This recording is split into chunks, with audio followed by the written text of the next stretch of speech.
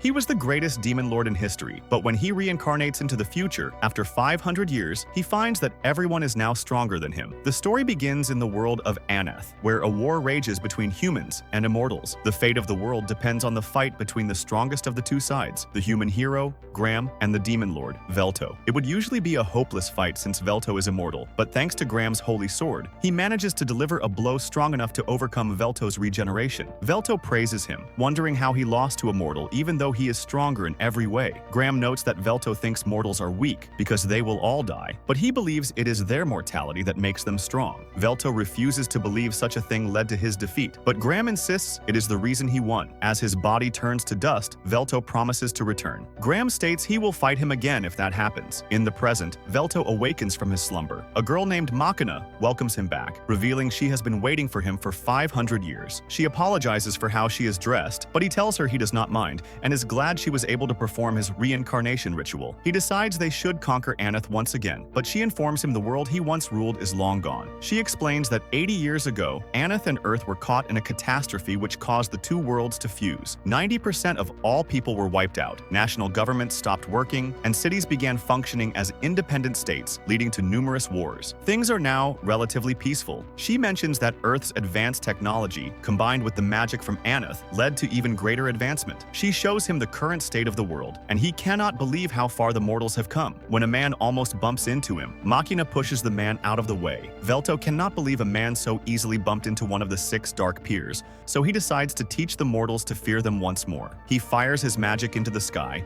blowing a hole in the clouds above, but the people just think he is an idiot using weather magic. An alarm goes off, and Makina reveals it is forbidden to use magic within the city, so she takes him and runs away. She explains that after his death, they agreed to a ceasefire with the humans. However, after the fusing of the two worlds, the citizens of the immortal kingdom had to scatter. Major industries started hunting them because the world collectively decided that immortals did not deserve human rights, and they were treated like vile creatures. As humans became more advanced, they developed anti-mortem weapons.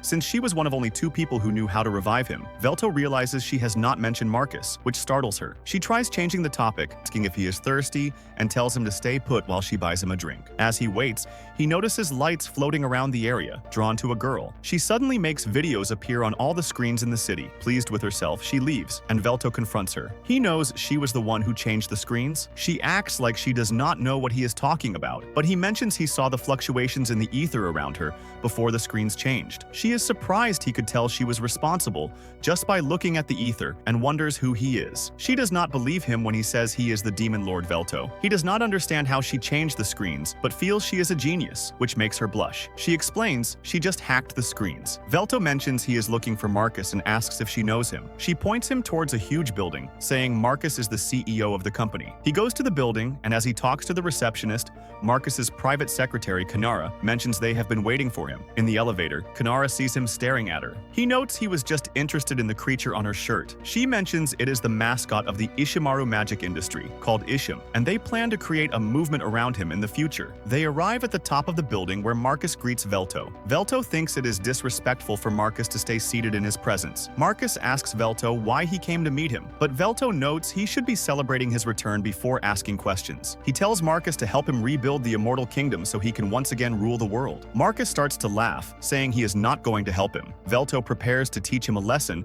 but Kanara suddenly tries to slice him, so he jumps back to dodge. Marcus tells her to stand down and notes that Velto has become weak because, in his prime, he would not have needed to dodge the attack. He says he will not bow his head to him and tells Velto to leave, adding that if he begs, he might consider helping, which angers Velto. As Velto prepares to attack again, Marcus cancels his spell before he can do anything, which shocks him. Marcus laughs, thinking Velto must be wondering why a person who can use magic without chanting has been made powerless by someone without talent. He reveals a device on his neck called a familia, which is the reason he has become stronger. Marcus explains there are 5 steps for activating magic, but with a familia, 3 of the steps are removed, allowing people from all races to use magic. Marcus notes that he made the familia, so it cannot be used by higher beings like Velto, or else he would lose his advantage. Velto tries to attack again, but Marcus breaks his spell once more, noting that even though Velto's magic casting speed is fast, the familia is faster. Without one, Velto will always be too slow because everyone has one implanted. Velto does not understand why Marcus is against him. Marcus says he has always hated him because he was better at everything. Marcus summons a number of blood swords, shooting them at Velto. As Velto falls out the window, Marcus thinks he is dead and plans to be the next demon lord. Velto survives but notes his regeneration is not what it used to be. He accidentally runs into a group of men and gets thrown in the garbage. After Makina finds him, she apologizes for not telling him about Marcus's betrayal. He notes that even if she had told him, he would have still gone to meet him. She takes him to her apartment building. He is impressed, thinking she has the whole building. But when she takes him to her tiny apartment, he thinks she is joking. She says it is all she can afford. He realizes she has been living like this while waiting for the last 500 years, so he hugs her and thanks her for her loyalty. The story flashes back centuries to when Makina was about to be killed by her own people because they thought she was the reason for every bad thing that happened to them after finding out she is immortal. They throw stones at her and push her into a volcano. Velto suddenly saves her, finding her beautiful. He does not think she should die such a worthless death and tells her to come with him. In the present, Makina awakens Velto for breakfast. He is surprised by how delicious it is, which makes her happy. He asks if she knows where the other immortals are. She notes that a few managed to survive like her, but they have recently been going missing. She mentions she lost contact with her close friends. He wonders if the immortal hunting is still happening, but she notes the hunts ended several decades ago. She says she went to her friend's room after they went missing and saw there was a struggle. She found a note mentioning the immortal furnace. Velto accidentally spills his tea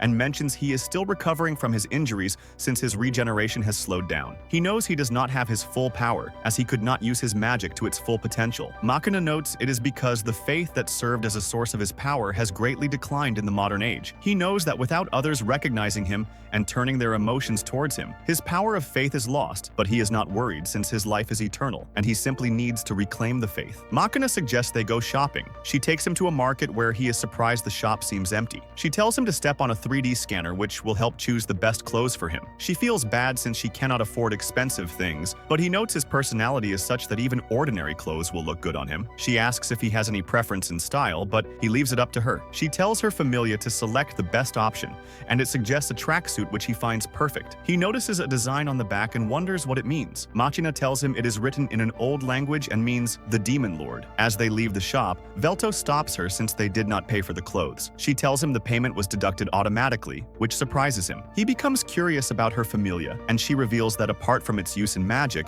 it also helps with communication, shopping, and gathering information. She mentions that, unlike smartphones, which have gone extinct, familias are more convenient since they do not need to be held physically. He touches her neck as he looks at it, and as she enjoys herself, she gets a notification that her heart rate is elevated, which she ignores. He wonders if it bothers her since it is attached to the nape of her neck, but she says she has grown used to it. She mentions it has become an important part of them, but does not necessarily improve one's life. Velto thinks he should get a job, but Makina stops him, saying she can pick up more shifts to improve their living conditions. He declines her offer because times have changed, and he cannot stay idle while she works to provide for them. He tells her he has not given up on the idea of conquering the world, and Makina swears to serve him for as long as she lives. As Velto is about to leave, she tries to join him, but he stops her since she has her own work. He says that in the unlikely scenario he cannot get a job, they will both be depending on her income, so she agrees to let him go. She gives him a device he can use for payment and to contact her in case of an emergency. As he looks at the device, he wonders what job he can get. His stomach growls, and he notes it is the first time he has ever felt hungry, so the decline in his faith must be severe. He realizes he cannot be choosy, and shouts that he needs a job since he is broke, saying he is willing to do anything. A man stops him and tells him to visit the commercial guild if he needs work. The man asks if Velto has a citizen ID, but Velto is clueless, so the man thinks he must be an illegal immigrant. The man says this is his turf, so Velto apologizes and leaves. However, the man hands him an application form and tells him to take it to the commercial guild. He cannot guarantee it will help him get a job, but thinks it is better than nothing. He guides Velto toward the guild's location and warns him to stay away from any company under the Ishimaru group because they have a reputation for exploiting their workers. Velto arrives at the guild where a clerk interviews him. Since he has no previous work experience, he only mentions his skills related to his role as the demon lord, like creating dungeons and leading a nation. The man tells him there are no positions for him because they have a policy of only hiring people with familia implants. After being rejected, Velto returns to Makina and asks if she thinks he is not capable of doing anything in the present era, as he is losing his confidence. She tells him they are just fools who are not capable of measuring his greatness. He asks if she knows anyone who can offer them advice, and she says she knows a person, which makes him happy that she has a friend. They meet Mach and his friend Takahashi, who turns out to be the girl Velto met before. She realizes he was not lying about being the demon lord because Makina always told her about him, though she never believed the stories. He wonders how they met. Takahashi mentions they met online, but seeing Mock's reaction, she decides to spare the details. Velto touches her familia, since he finds it different from Makina's, which surprises her. Makina explains he used his Sage Eyes ability, which allows him to use the flow of mana to understand the composition of objects he touches. He mentions he has a general idea of what is going on inside the familia, but there is still a lot he cannot analyze. He asks Takahashi to help him find work. She wonders if he has any preference, so he notes he would prefer something that will make his existence known around the world. After considering his abilities and his lack of a familia, Takahashi suggests he become a streamer. He wonders what that is. She tells him streamers broadcast themselves playing games, chatting, and singing, earning money from ads and donations. She assures him it is easy and offers to let him borrow her old equipment. Makina is not happy about it because she thinks he should find a more stable source of income. Takahashi mentions Velto has a great voice and a pretty face, so everyone will love him, which even Makina cannot deny. Makina is used to living alone in her apartment, so when she accidentally comes out of the shower with nothing on, she gets embarrassed and apologizes to Velto. He tells her there is nothing to be ashamed of and even praises her physique. Takahashi arrives with the equipment and assembles everything while Makina worries, but Takahashi tells her to trust in her best friend because she has already planned everything. She tells Velto to check out his new setup and tries to explain how to use the controller, but he uses his Sage Eyes to learn how it works independently. He selects a game, and Takahashi worries because it is like Dark Souls, though she assumes it should not be too difficult for him due to his powers. However, he dies almost immediately. After losing several times in a row, Takahashi thinks he is performing poorly, but Velto notes it is fine since he is not used to the controller. Makina wonders if their plan is falling apart, but Takahashi assures her it is the opposite, as his perfect personality will contrast with his poor gameplay. Takahashi decides they need a strong introduction, reasoning that out of the millions of streamers, only a few make money. She believes he needs a unique catchphrase to leave a mark on people. Makina suggests quoting something from his war declarations,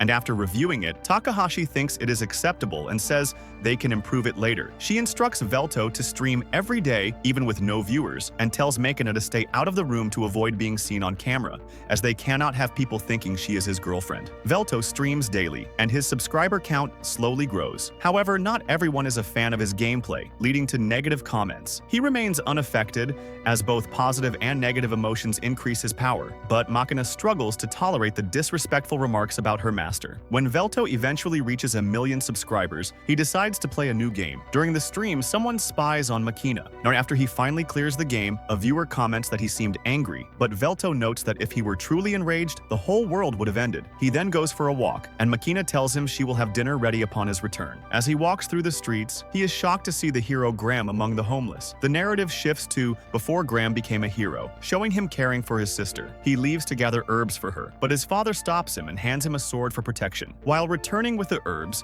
he sees an army of dragon folk led by one of Vel's generals, and is surprised by their presence. When he arrives home, he is horrified to find his house burned to the ground and his family killed, leading him to swear revenge on Velto. Back in the present, Velto takes Graham to a noodle shop, mentioning the food is amazing, but Graham seems uninterested and simply agrees. Graham remarks on the strangeness of eating with the man who killed his family and allies, and Velto notes he feels the same, as Graham killed several of his allies, though he no longer feels hatred. Velto asks how Graham is still alive, wondering if he has become mortal, which would contradict his beliefs. Graham explains that after his victory, the goddess Melia rewarded him with eternal youth, but he remains human. He reveals that after the war against the immortals, a civil war broke out, and he was ordered to kill those he had sworn to protect. Once peace was restored, he became a target and was exiled from his country. Graham asks why Velto wanted to rule the world, and Velto reveals it was for peace, which shocks Graham. Velto explains that almost all immortals were once mortals, and there is little difference between them. As a strong individual,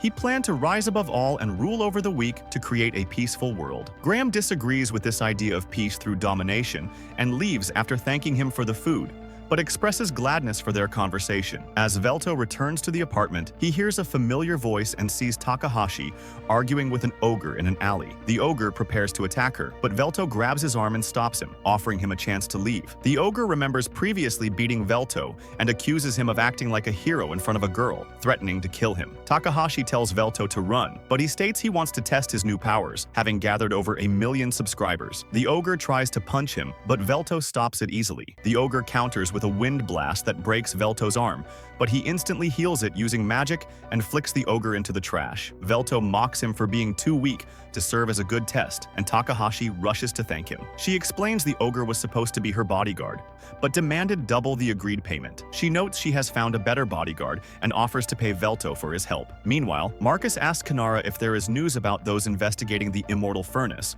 and she reports they have been eliminated, with everything going as planned. Later, Velto and Takahashi are outside a warehouse where she needs to steal an item, with his job being to ensure her safety. As she checks her system for details, he rushes in, breaks the door, and stumbles upon a Yakuza operation. He asks if the cube on the table is her target, surprising her with his communication, as he lacks a familia. He explains he reproduced the familia's ether communication using magic, and notes there are only a few enemies, so he will take them out and grab the target. Takahashi tells him to avoid killing them. He performs his stream introduction, but they think he is mocking them and open fire. He creates a magical barrier to deflect the bullets, then rushes forward, knocking them out one by one. As he dashes at the boss tries to shoot him, but Takahashi hacks into his familia and overrides his perception, causing him to hit his partner instead. Velto finishes him with a kick, and Takahashi is impressed. As she prepares to collect the cube, Velto senses danger and stops her. He is suddenly attacked by an invisible enemy, so he uses a gun to blast the cloak off, revealing a giant mech. Takahashi recognizes it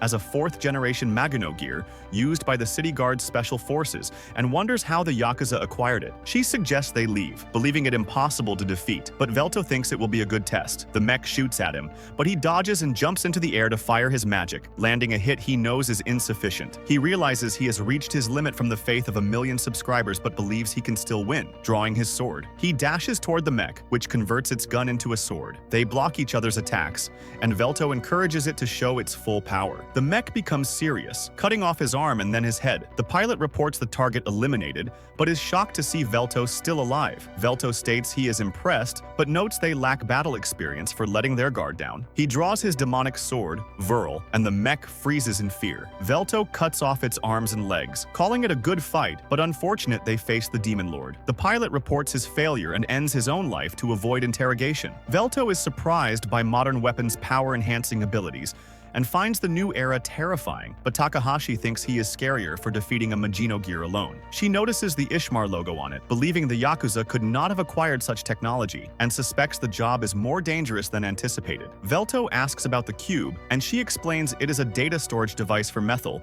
and needs to check its contents. They find a list of names, which Velto recognizes as all his immortal subjects, though Makina's name is luckily not included. Takahashi tries to contact her client, IU, for more information but cannot reach him. She tells Velto they need to visit him in person, and he agrees, stating that as king, it is his responsibility to care for the immortals. They arrive at a large apartment building and Takahashi hacks past security. In the elevator, Velto asks to press the buttons because he enjoys it, which she finds strange, but she explains they cannot go directly to the 13th floor and must follow a specific button sequence. They reach the 13th floor, and Takahashi stops him from entering, warning of traps. He uses his powers and notes all magical and physical traps are disarmed, surprising her. He explains that as the Demon Lord, he constructed and maintained dungeons, making trap detection easy. They reach IU's apartment and ring the bell, but get no answer. Velto finds the door open, which Takahashi finds unusual, as IU is not careless. They smell something rotten, and Velto senses something is wrong, suggesting caution. Takahashi finds IU's body, and Velto recognizes him